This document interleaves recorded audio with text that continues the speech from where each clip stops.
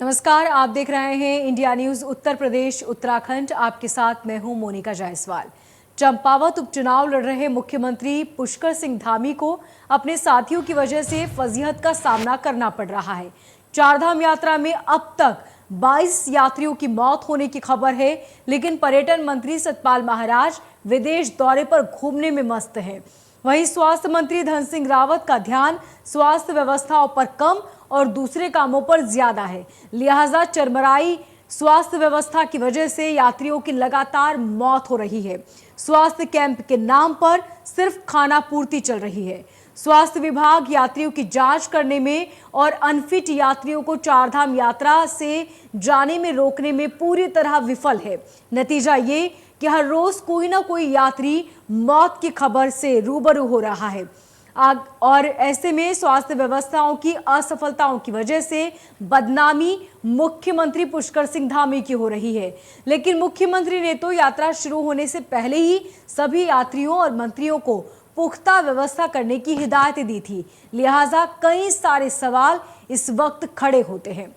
सवाल नंबर 1, जब चारधाम यात्रा चरम पर है, ऐसे में पर्यटन मंत्री का विदेश दौरा कहां तक सही है? सवाल नंबर 2, स्वास्थ्य व्यवस्थाओं को चारधाम यात्रा के दौरान सुचारू रखने में स्वास्थ्य मंत्री डॉक्टर धन सिंह रावत क्या फेल हो चुके हैं? और सवाल ये भी कि स्वास्थ्य विभाग की नाकामी की वजह से मुख्यमंत्री पुष्कर सिंह धामी की फजीहत हो रही है, ये कितना सही है? ये तमाम सवाल जो आज खड़े हो रहे हैं, और आखिर इन सवाल उठने के बाद किस तरह का रुख अपनाया जाएगा, ये देखने वाली बात होगी। चारधाम यात्रा में हो रही मौतों को लेकर पूर्व नेता प्रतिपक्ष प्रीतम सिंह ने सरकार पर निशाना साधा। प्रीतम सिंह का क्या कुछ कहना है, आइए सुनते हैं। बात मत करिए आप, उनको तो उत्तराखंड से कोई लेना देना नहीं है। वो तो अगर मैं कहूँ अंतर्राष्ट्रीय जो है पर्यटन मंत्री हैं। जब वो पर्यटन मंत्री के रूप में उत्तराखंड में भी रहते हैं तो कभी आपने उत्तराखंड की बात उनके मुंह से सुनी? वो तो तब भी जो है कहते हैं कि फलाने देश में ऐसी व्यवस्था है, फलाने देश में ऐसी व्यवस्था है। मंत्री जी उत्तराखंड की बात कीजिए और उत्तराखंड की जो स्थितियां हैं उसके अनुरूप जो है पर्यटन को आगे बढ़ाने का आप काम करें।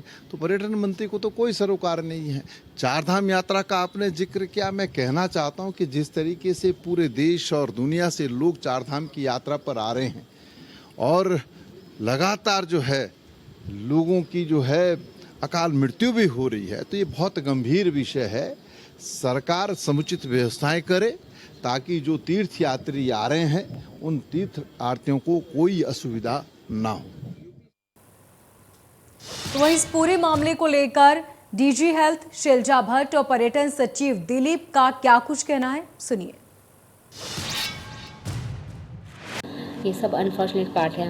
हमारी वो लोग सडन उनको डेथ हो गई उनकी, और जैसे ही कुछ सिम्टम आए तो बहुत ही शॉर्ट ड्यूरेशन में उनकी पल्स और ये सब चीज़ें गायब हो गई। तो समय ऐसा कहा जा सकता है कि अचानक से इतना समय नहीं मिला कि हम उनको रिवाइव कर पाते। तो ये एक बड़ा चैलेंजिंग है, इस पर हम काम कर रहे हैं कि ऐसा क्यों हो रहा है। जी बिल्कुल, इसका संज्ञान लिया गया था उसमें, और मुख्य सचिव महोदय द्वारा इसकी कल समीक्षा भी करी हुई थी कि हम लोग किस तरीके से और ये करा सकते हैं। आज भी सुबह उसकी समीक्षा हुई थी और उसमें अतिरिक्त हम लोगों को पैरामेडिक्स किस तरह से भेज सकते हैं, इसकी रणनीति स्वास्थ्य विभाग बनाया जा रहा है। साथ ही में भारत सरकार से भी एनडीआरएफ से भी संपर्क किया गया है। तो एसडीआरएफ और एनडीआरएफ, ताकि जो गोल्डन आवर होता है उसमें हम लोग पेशेंट्स को किस तरह से एड्रेस करें, तो उसके संदर्भ में अभी कार्रवाई कर दे रहे हैं। मेन हमारे आपके माध्यम से मेरी ये भी सभी से अनुरोध रहेगा, ये भी हमारी एक एडवाइजरी रहेगी कि कृपया अपना जो है, क्योंकि ये जहाँ पर हम लोग ट्रेक करके जाते हैं, एक तो टेम्परेचर का बहुत फ़र्क पड़ता है, दूसरा जो है वो अल्टीट्यूड का फ़र्क पड़ता है। इसीलिए ज़रूर जो है आपके बॉडी पर जो है उसका एक स्ट्रेस बनता है। तो ज़रूर है यथासंभव जो है वो आपका अपना स्वास्थ्य परीक्षण करा लें। कहीं पर भी लगता है कि स्वास्थ्य में आपको कोई दिक्कत हो रही है तो कृपया आगे न बढ़े। हमारी जगह जगह पर जो स्वास्थ्य चौकियाँ बनी हुई है उन पर रिपोर्ट करें, तो वहाँ से जो है इवैक्यूएशन करना आसान हो जाए। और हमारे साथ दो मेहमान जुड़े हैं जिनसे हम इस पूरे मसले को लेकर बातचीत करेंगे। बीजेपी के प्रदेश उपाध्यक्ष देवेंद्र भसीन और प्रदेश महासचिव कांग्रेस के मथुरा दत्त जोशी, आप दोनों का बहुत स्वागत है। सबसे पहले देवेंद्र जी आपके पास आना चाहूंगी और सवाल सबसे पहला यही कि पर्यटन मंत्री विदेश घूमने में मस्त हैं, जबकि यहाँ पर 22 श्रद्धालुओं की मौत हो चुकी है। इसका जिम्मेदार कौन होगा? अगर कोई भी श्रद्धालु आता है तो उसकी फिटनेस देखी जाती है और उसकी फिटनेस देखने के बाद ही उसे आगे बढ़ने के लिए कहा जाता है। ऐसे में 22 श्रद्धालु जो मरे हैं, क्या उनका डाटा आपके पास मौजूद है? किस वजह से उनकी मौत हुई? उनकी हेल्थ कैसी थी उस वक्त जब ये मौत हुई?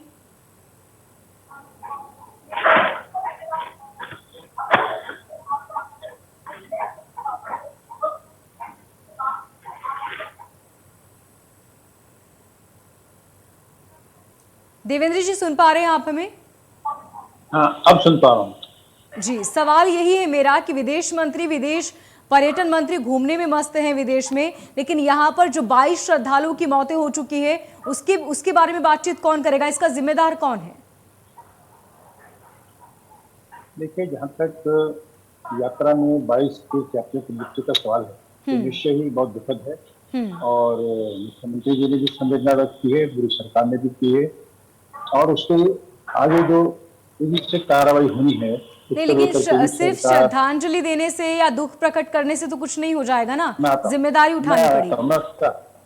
मैं आता हूँ उसी का पहले मृत्यु पर जो है शोक प्रकट करना ही पड़ेगा, नहीं मानवीय संवेदना का विषय है तो वो संवेदना का पक्ष भी अपने आप में महत्वपूर्ण रहता है। जहाँ तक आपने पर्यटन मंत्री जी की विदेश यात्रा का प्रश्न किया है तो एक अंतर्राष्ट्रीय जो प्रसंग है उसके संदर्भ में लोग वहाँ गए हुए हैं और जहाँ तक यात्राओं का सवाल है पूरी जो व्यवस्था है वो अपना काम कर रही है।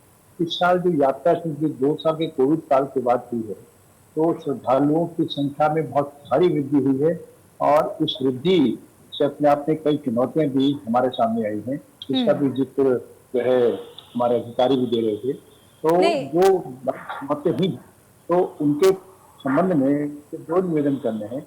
एक तो सरकार के द्वारा जो तेजी से काम करने की आवश्यकता है इस पर ध्यान दिया गया है।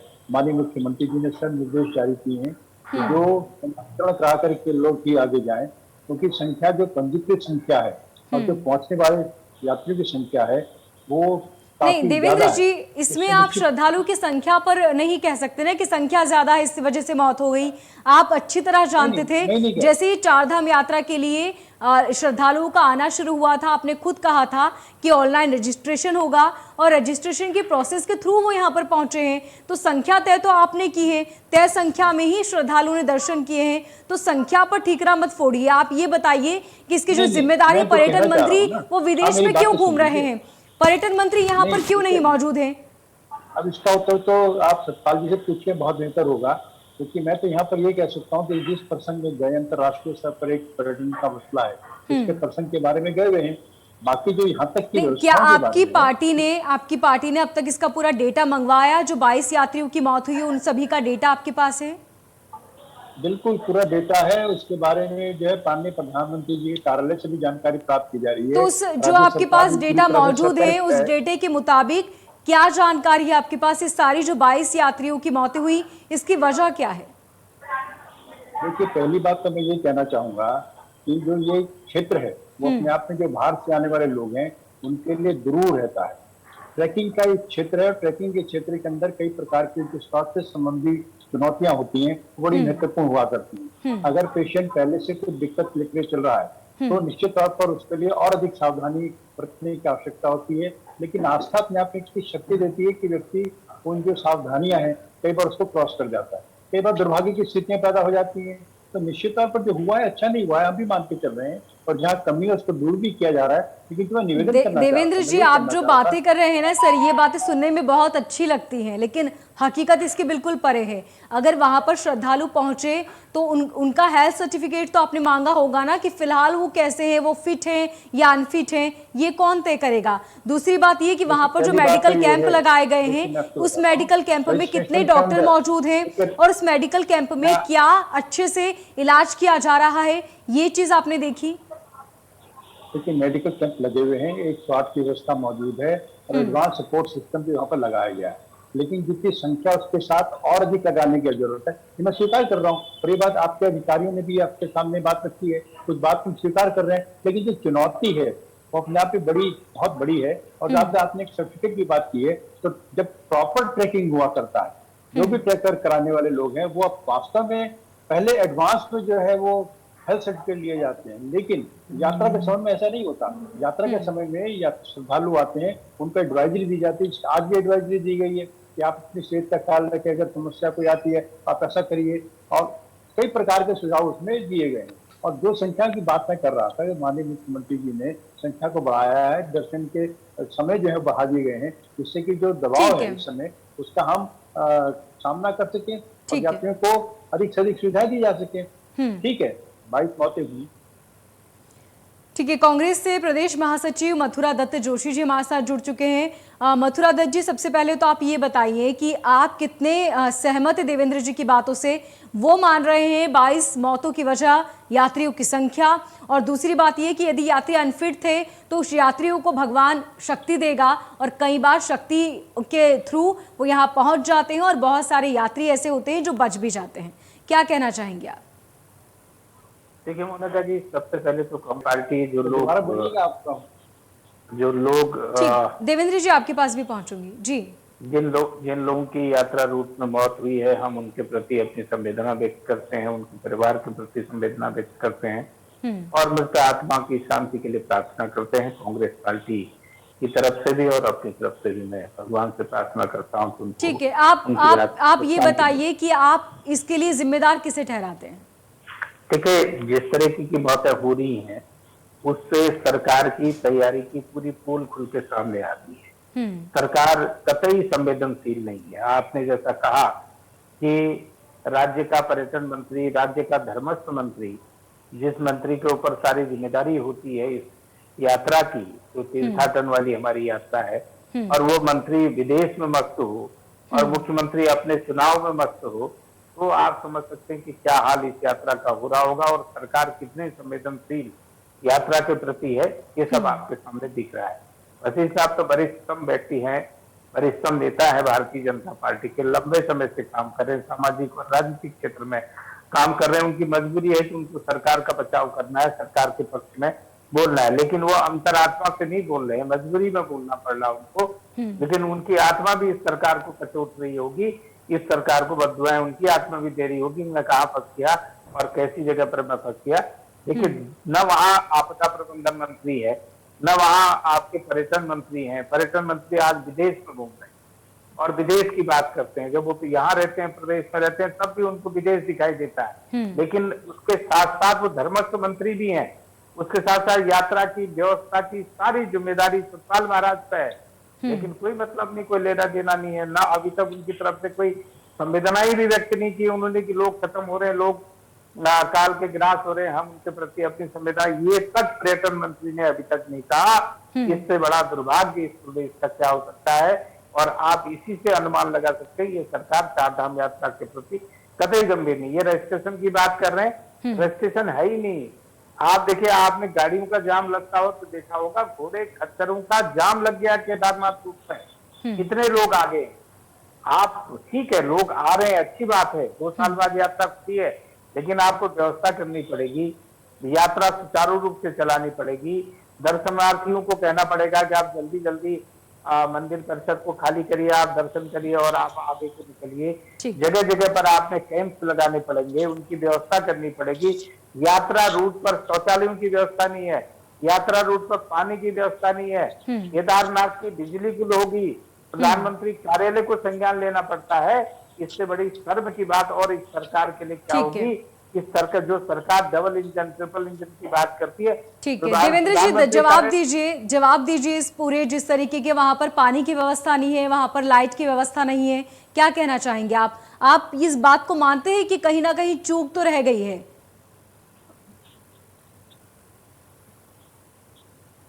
देखिए, पहली बात तो मथुरा जी कह रहे हैं ना, देहरादून में बैठ करके बयान देना तो बहुत आसान है। कांग्रेस के लोग ऐसे ही किया करते हैं और अपने समय में जब काम होता है तो वहाँ पर कुछ नहीं करते, केवल बोलते हैं।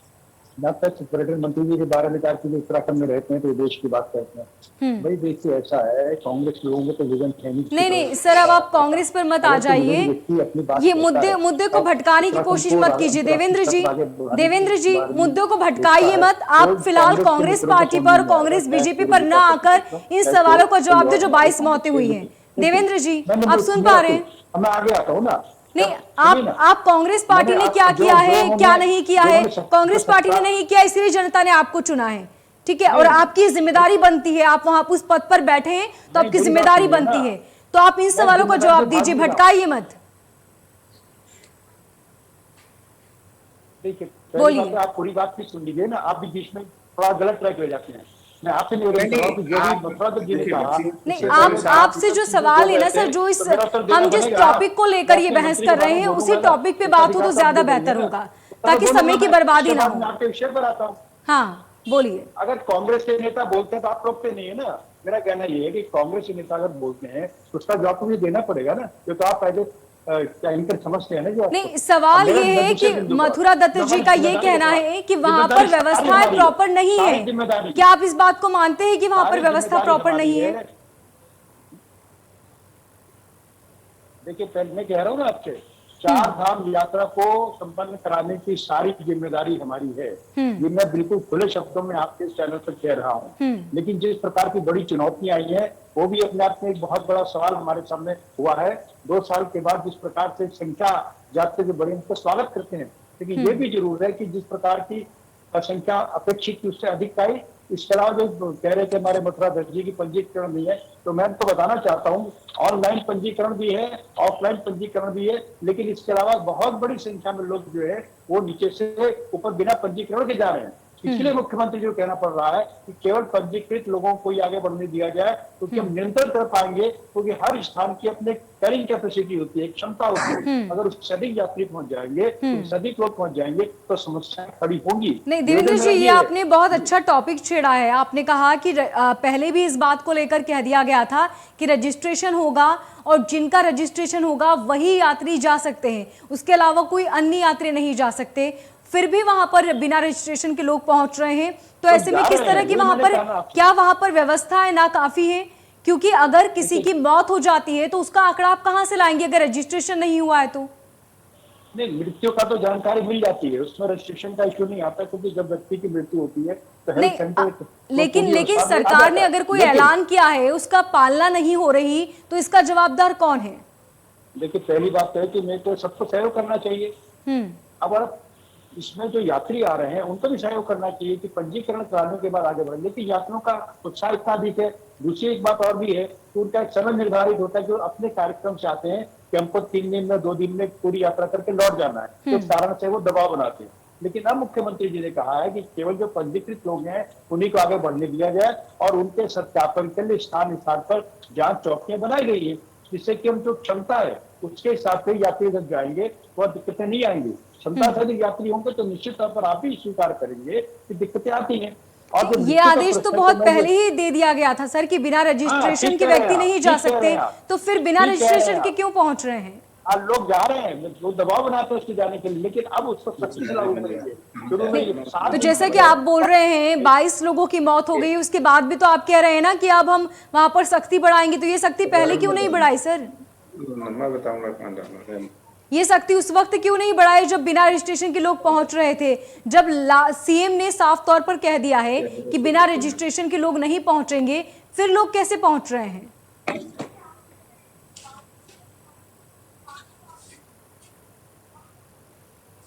ये तो अभी अभी आप ही ने कहा है ना सर, ये आप ही के शब्द हैं कि रजिस्ट्रेशन नहीं है, वो लोग भी वहां पर जा रहे हैं, तो फिर ये किसकी नाकाफी है? ये कौन है वहां पर जो गैर जिम्मेदाराना काम कर रहा है, जिसकी रजिस्ट्रेशन के बिना यात्री आगे कैसे पहुंच सकते हैं?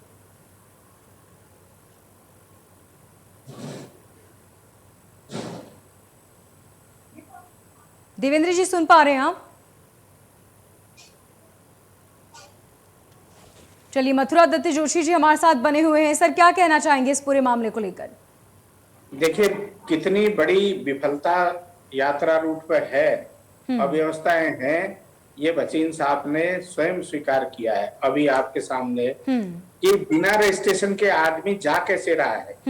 आपकी ऋषिकेश से यात्रा शुरू होती है, ऋषिकेश के बाद गंगोत्री वाली अलग जाती है, यमुनोत्री वाली अलग जाती है, और रुद्रप्रयाग के बाद केदारनाथ को लोग अलग जाते हैं और बद्रीनाथ के लिए अलग जाते हैं। आप इतनी जगह पर भी कहीं पर भी रजिस्ट्रेशन नहीं कर पा रहे हैं और तय नहीं कर पा रहे हैं, तो क्या आप कैसी यात्रा कराना चाहते हैं? अभी तो शुरुआत है, देखिए लोगों की संख्या और बढ़ेगी, लाखों की संख्या में आदमी आ रहा है वहां पर। 22 लोगों की मौत होगी। मैंने कहा ना, आपदा मंत्री गायब, स्वास्थ्य मंत्री गायब, पर्यटन मंत्री गायब, मुख्यमंत्री गायब। कौन इस यात्रा को देखेगा? अधिकारियों के जवाब आपने अभी देखे, दोनों अधिकारी जिम्मेदार आदमी हैं। चाहे पर्यटन सचिव का बयान आपने देखा और स्वास्थ्य हेल्थ डायरेक्टर का आपने बयान अभी सुना, जो महानिदेशक स्वास्थ्य हैं, उनका भी बयान आया। कितना विरोधाभासी बयान दे रहे हैं जी। तो सरकार को ये करना ये चाहिए था। मैंने कहा ना, आप केदारनाथ रूट पर गौरीकुंड से आप पैदल चलेंगी मोनिका जी, ठीक है। आप अपने संवाददाता से पूछिए, शौचालय की व्यवस्था नहीं है, पानी नहीं है, बिजली गायब हो जा रही है। ठीक, मथुरा दत्त जी बहुत शुक्रिया तमाम जानकारी के लिए, हमारे साथ जुड़ने के लिए। देवेंद्र जी आपका ही बहुत शुक्रिया। और ऐसे में जनता को भी इस बात को समझना होगा और ये तय करना होगा कि रजिस्ट्रेशन के बिना न पहुंचे। अगर आपकी हेल्थ प्रॉपर ठीक नहीं है तो आप अवॉइड करें। ऐसे में सरकार को भी अपनी जिम्मेदारी निभानी होगी और इस पूरे मामले को लेकर आगे किस तरह सरकार अपना रुख अपनाती है, ये देखने वाली बात होगी। फिलहाल मुझे दीजिए इजाजत और देखते रहिए इंडिया न्यूज़।